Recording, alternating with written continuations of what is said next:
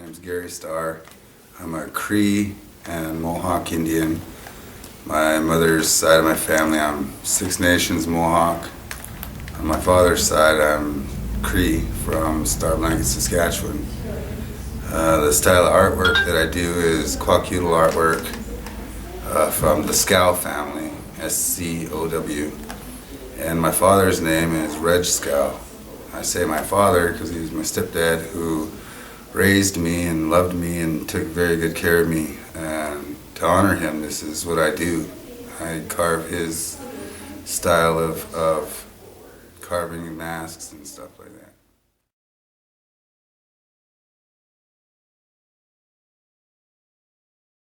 I have been carving for a few years. I started in 1995. I started out carving with my cousin Barry Scow. When I first started carving, I didn't get to carve right away. I kind of sat there and just watched him, what he did for the longest time. Then I got into just doing simple things like sanding a mask, pounding down cedar bark.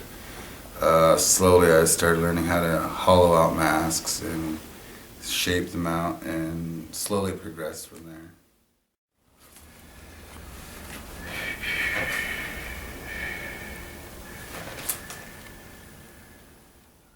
I just do a bunch of articulated pieces, little movable masks. I like to make interactive objects that people will be able to show off. People come along and they admire the owner, can show those things off. And then to further excite their crowd, they are able to manipulate and utilize some of the puppetry that goes along with some of my articulated pieces to bring the wow factor, you know. This one I did a little while back. Just sat around with some wood and wasn't doing a whole lot, didn't really plan on it, just kind of happened. It was just killing some time for the day. You'll want to do something like pull this up here and pull that down here.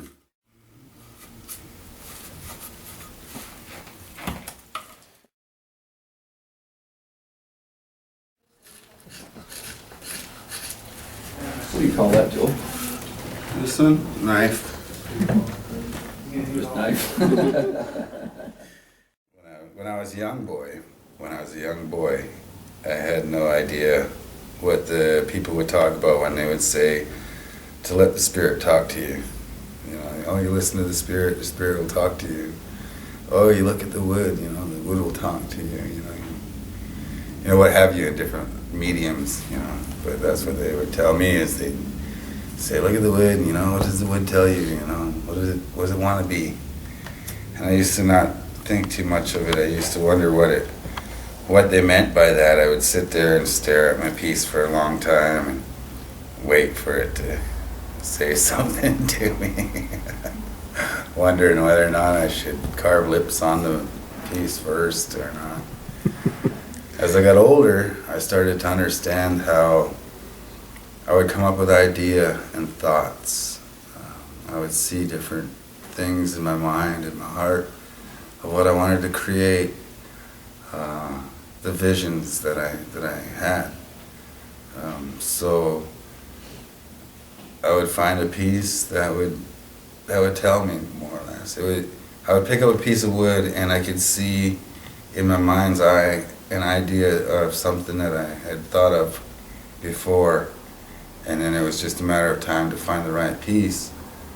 And then when I picked up that wood, you know, these ideas would come to my mind. And that's where I truly feel that, you know, that's how the spirit of that cedar is talking to you. You know, it gives you these feelings of what it wants to be created and made into. You know, it was a living tree at one time up there in the mountains. You know, had fresh air to breathe, and it, you know, it provided shelter, it provided a lot of things. And, you know, for whatever reason, it was cut down or fell down, blowed over one way or another or something, and you know, I came across it. Was all. I just come across a nice piece of wood that you know wanted to be something, and I feel like I can pick up that piece, and you know, just like any artist, there's many of artists of all sorts.